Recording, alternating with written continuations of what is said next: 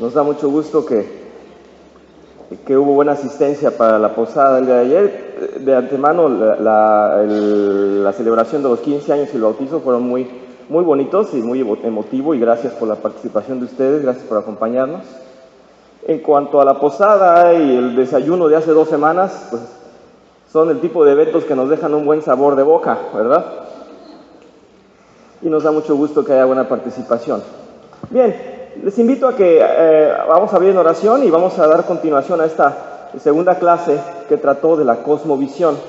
Les agradezco que estén aquí y vamos a darle gracias a nuestro Dios. Amado Padre, te damos muchas gracias, Señor. Gracias por tu gran misericordia, porque has extendido tu mano hacia nosotros. Gracias porque en el sacrificio de tu Hijo, Señor, nos has salvado, nos has reconciliado contigo y nos has adoptado, Señor, no solamente como tu pueblo, ni como tus amigos, Señor, sino nos has nombrado realmente parte de tu familia y nos llamas tus hijos y nos das un lugar al abrigo tuyo, Señor, en el reino celestial, en tu reino. Bendito seas por esa gracia inmerecida, Señor. Te damos la honra, la gloria, y queremos decirte que en ese nuevo corazón y con tu Espíritu Santo estamos arrepentidos, Señor, de cada vez que desobedecemos a tu orden, a tu ley, a tu regla, a tu estatuto, Señor, a tu pureza, a tu santidad.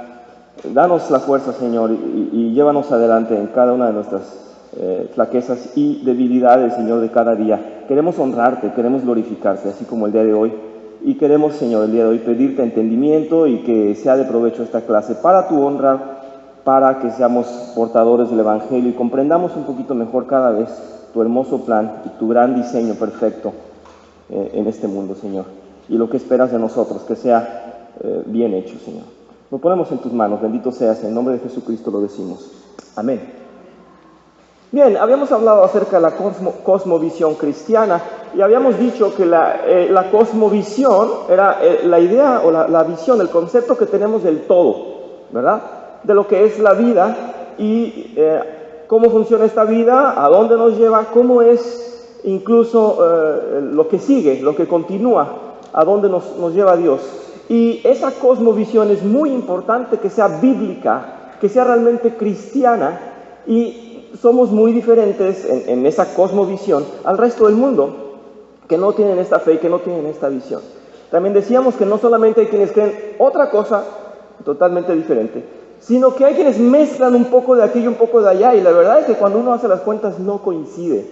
Yo la semana pasada les decía, ¿qué pasará entonces al final de los días? Y con los que se les va a cumplir o no se les va a cumplir lo que estaban, la expectativa que tenían. Y parece que no tenían ustedes, de acuerdo a los ojos que ustedes me muestran y a su reacción, no tenían ustedes ninguna incomodidad.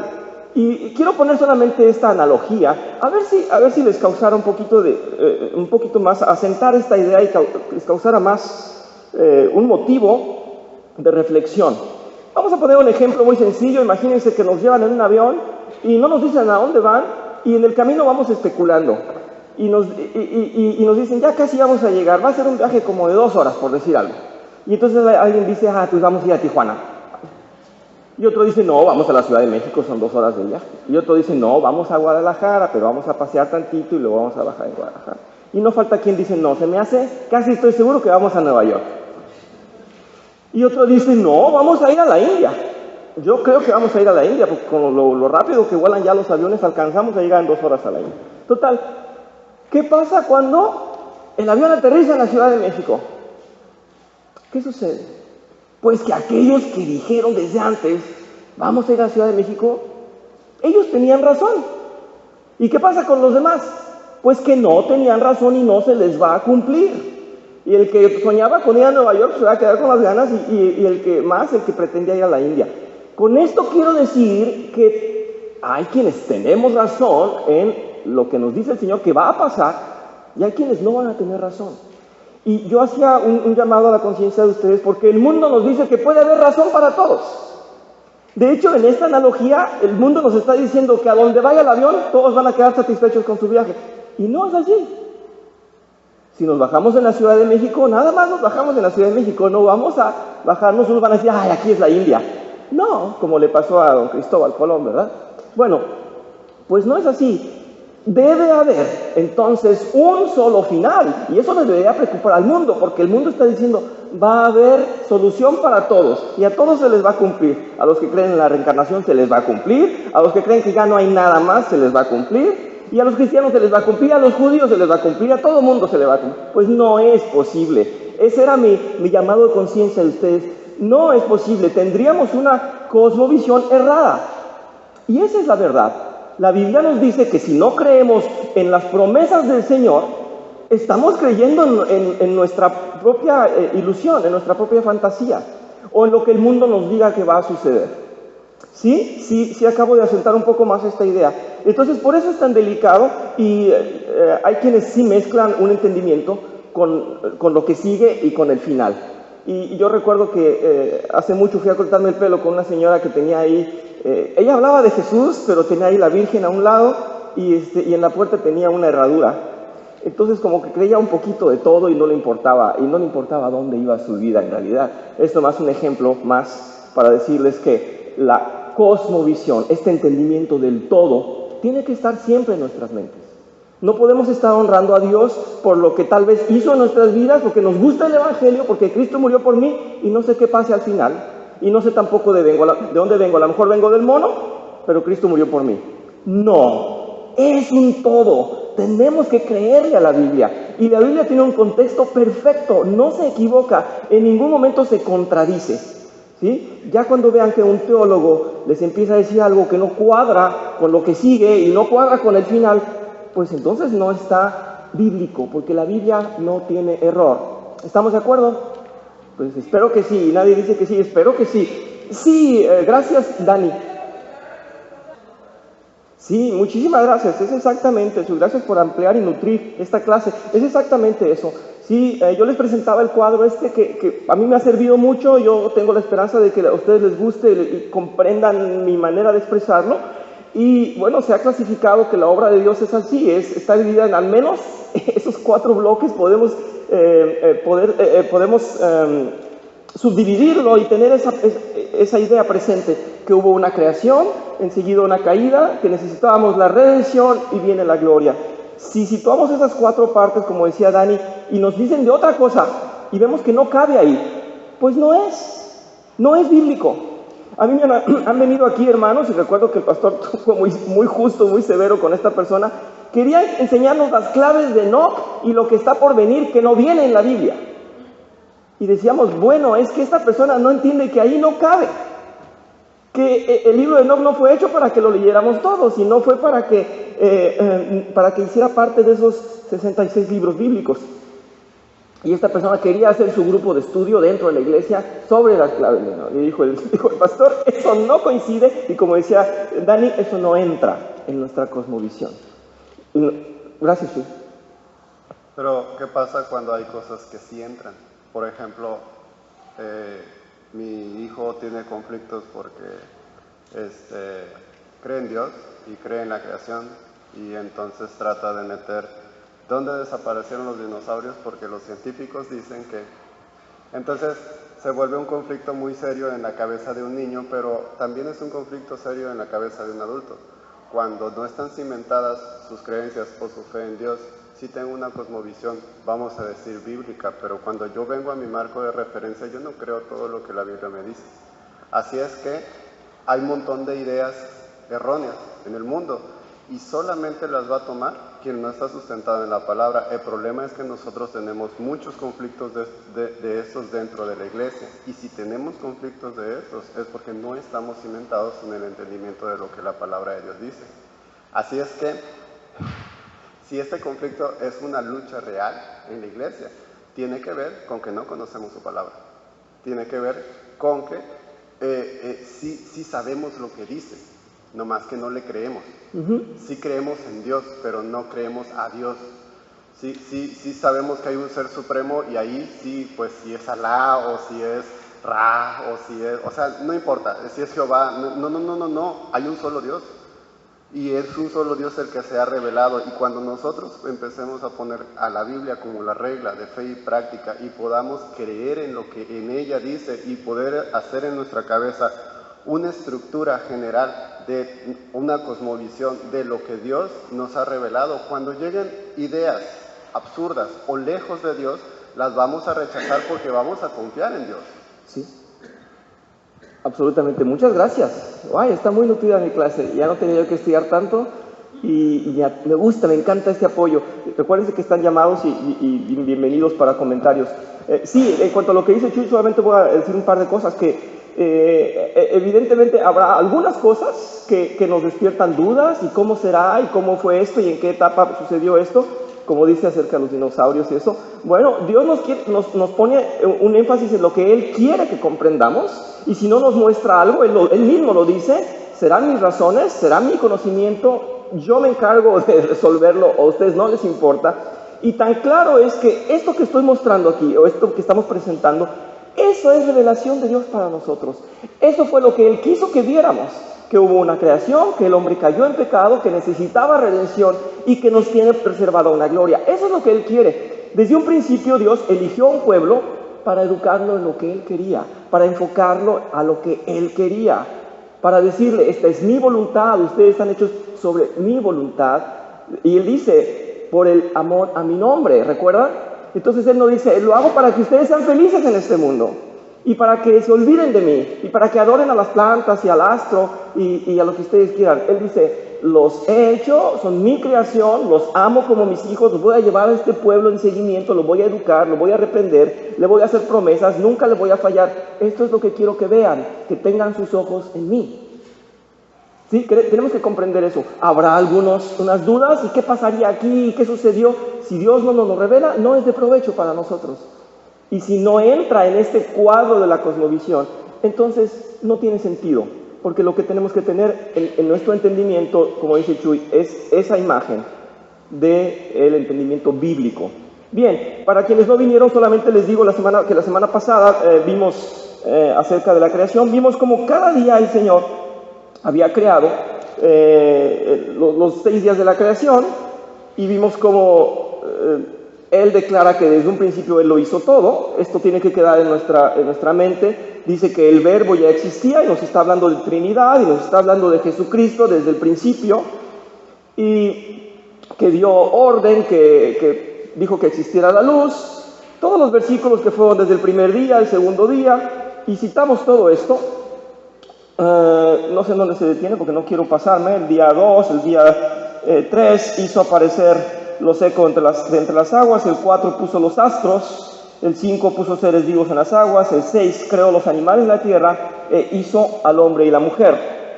Y decíamos que preparó todo para que el hombre estuviera en el hábitat correcto, y que el hombre no solamente ya disfrutara de todo hecho, sino que él fuera el gobernador, él fuera realmente la persona que iba a dirigir todo y a disponer de todo. Él era el Señor, él era entonces el mayordomo de toda la obra, que en realidad es propiedad de Dios. Y así habíamos hablado de 2 o 3 cosas. Había dicho yo que habíamos resaltado esto que comentaba también la hermana Daniela, acerca de que había muy bien definido qué era el mundo de los animales, qué era el mundo de las plantas, y cómo Dios había creado un hombre y a una mujer, y que en esa línea teníamos que comprender la creación de Dios. De esa manera, así de perfecta. Recuerdan que cada día dijo Dios: y esto es bueno, y esto es bueno, y esto es bueno. Cada día de la creación confirmó que su obra era perfecta. Bien, podemos entonces tomar conclusiones, y de aquí vamos a ir en adelante. Conclusiones acerca de todo esto, y las leemos, las tienen ustedes ahí, pero las leo para ustedes. Dice, primera conclusión: la creación ex nihilo. Eso es una manera de decir a partir de la nada. Dios creó todo lo que existe, y nosotros no podemos creer en la evolución. Decíamos que hay teorías que nos inventan que hubo una explosión y que a partir de ahí surgió todo, y los químicos y los físicos dicen: puede ser que sí, porque entonces de ahí los elementos empiezan a hacer combustión y empiezan a generar otra vida, y etcétera. Pero lo que no nos responden es qué fue lo primero que explotó si no había nada. Muy bien. Sin embargo, Dios dice, y a Él no le causa ningún problema en decir que de la nada lo hizo todo.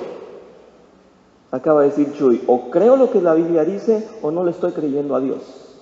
Y él dice que él lo hizo todo a partir de la nada. Eso es una conclusión a la que tenemos que llegar. No podemos hablar de cosmovisión, no podemos hablar de a dónde iré en esta vida si no comprendo de dónde vengo. Tenemos un creador y ese es Dios. El segundo punto dice la palabra de Dios que Él lo hizo todo en 6 días. Bien, también comentábamos que, bueno, hay algunos teólogos que dicen, bueno, ¿y qué tal si esos 6 días no fueron sino en realidad 6 años o 6,000 años o 6 millones? Dios no necesitaba más que con su voluntad en un solo clic hacerlo todo, pero quería expresarnos 6 días porque en su visión Él quería que nosotros comprendiéramos por nuestra limitación humana que hubo 6 días de trabajo y después nos dice, yo descansé el día 7. Y cuando nos vamos a la numerología, el número 6 corresponde al hombre, el sexto día creó al hombre. Todo tiene un sentido y Dios quiso que comprendiéramos y que creyéramos que Él es capaz de hacer todo en 6 días. No necesitamos investigar si tomó 1,000 años o 10,000 años para que hubiera cierto número de plantas de árboles, el tamaño de los árboles. No lo necesitaba. Hay teólogos que se inclinan a que tal vez hubo ahí un tiempo que, como Dios no había establecido una medida de tiempo, sino hasta después, a lo mejor en los primeros días Él se permitió muchos años. No lo necesitaba. Si lo quieren interpretar así, Dios no nos da más que esto. Él dijo, en 6 días lo hice. Yo, lo personal, no tengo ningún problema y sí creo que Dios es capaz de hacerlo. En fin, esos 2 puntos nos quedan como conclusiones. En cuanto al punto número 3, dice... Dios es el dador de la vida, y eso en Génesis 2, versículo 7, dice, y Dios el Señor formó al hombre del polvo de la tierra y sopló en su nariz hálito o aliento de vida, y el hombre se convirtió en un ser viviente. Y en Job 33:4 dice, el Espíritu de Dios me ha creado, me infunde vida y el hálito del Todopoderoso. Él es el dador de vida, entonces. Es una tercera conclusión. El número 4 dice, en un principio el hombre era bueno, al igual que todo lo creado por Dios. Lo acabo de decir, en cada día Dios dijo que lo que Él creó, lo vio y dijo, esto es bueno. Vamos a hacer aquí una aclaración. El hombre en la actualidad no es bueno. Y alguien me decía, es que así nos hizo Dios, con ese pecado, con esas tentaciones, así nos hizo Dios. Y los rebeldes dicen, ¿por qué Dios me va a reprimir si Él así me hizo? Y si Él me hizo con una lujuria desbordante, con una sensualidad que apenas puedo vivir con ella, Él así me hizo, Él sabe de qué peco y Él así me ama. Entonces, ¿nos hizo así o no nos hizo así? No nos hizo así, no nos hizo así. Solo que por la caída, por el pecado, después lo vamos a ver en la siguiente clase, va a ayudarnos y va a enriquecer esta clase el hermano Chuy. Vamos a ver por qué desde la caída hubo una degeneración de todo y un comienzo a degenerarse gradualmente también muchas cosas, pero el pecado del hombre lo echó a perder. Así es que la creación fue perfecta, ya la intervención del hombre o la actuación del hombre nos llevó a pecado, a muerte, ¿verdad? Porque la paga de pecado es muerte. Así es que así como nos vemos hoy, no nos hizo Dios exactamente así, ya venimos del defecto, y esa es la verdad. Venimos del pecado, y Isaías lo dice, por si tenían duda, Isaías dice, pecador, ¿verdad? Pecador, nací desde el vientre de mi madre, y venía yo ya en una postura en desacuerdo con Dios, en amistad con Dios. Y el punto número 5 dice, el hombre vivía en completa comunión con su Creador. Génesis 2, versículo 25 dice, en ese tiempo el hombre y la mujer estaban desnudos, pero ninguno de los dos sentían vergüenza. Decíamos también que hay en la actualidad quienes no tienen vergüenza, pero no es porque se sientan en esa divinidad en presencia de Dios, sino porque les falta Dios totalmente. No creo que no tengo que abundar en eso, pero... Todo lo creado, dice el punto 6, fue puesto bajo el gobierno del hombre. En Génesis 1, versículo 26 dice, que tenga dominio sobre los peces del mar y sobre las aves de los cielos, sobre los animales domésticos, sobre los animales salvajes y sobre todos los reptiles que se arrastran en el suelo. En Hebreos 2, versículos del 6 al 8 dice ¿qué es el hombre? ¿Qué es el ser humano? ¿Por qué lo recuerdas y te preocupas por él?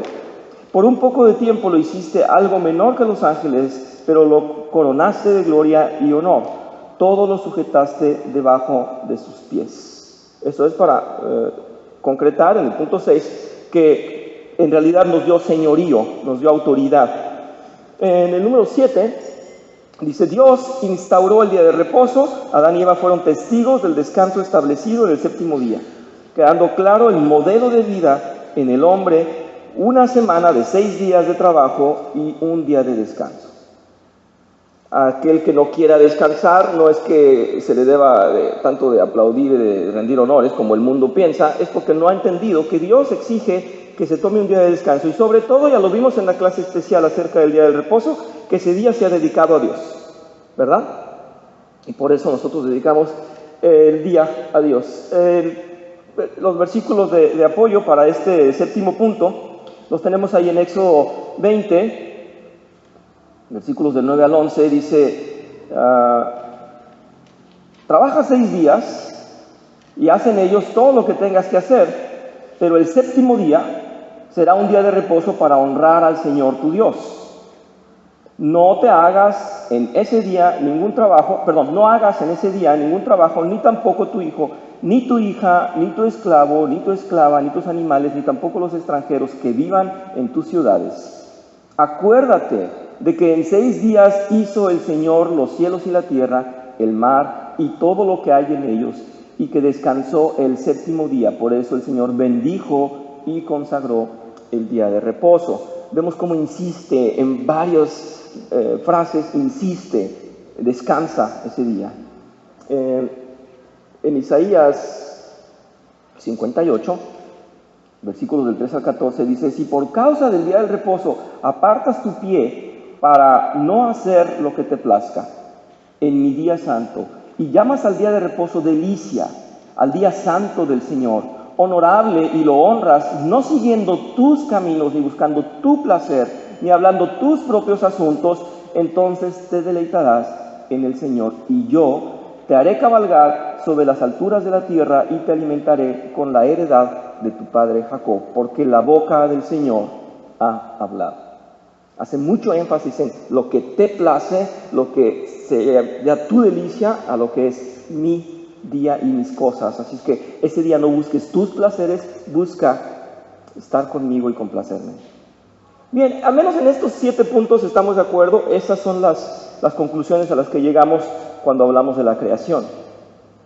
Y esos tienen que quedar bien cimentados. Yo espero que ninguno de ustedes quede la duda, que al menos esos 7 puntos que aprendemos de ahí, puede derivarse de ahí mucho más. Pero si tenemos una visión cristiana y si le creemos a Dios, como dice Chuy, pues es eso.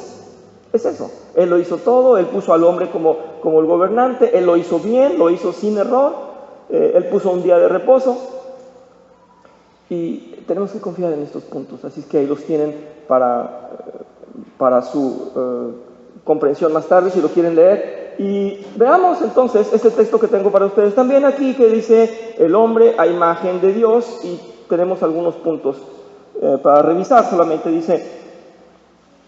les quería leer lo que dice la Confesión de Westminster, pero es un poquito largo y me parece que podemos al menos leer lo que está escrito para ustedes ahí. Dice: el hombre, imagen de Dios, características espirituales del primer hombre. Y creó Dios al ser humano a su imagen, a imagen de Dios lo creó. Dios transfirió parte de sus atributos al hombre al momento de soplar el aliento de vida. Vamos a ver el punto número 1, y dice: el amor. Dios es amor, Dios es absolutamente amoroso. El hombre ha sido dotado con la capacidad de amar. Esto desde un principio, esto en el origen.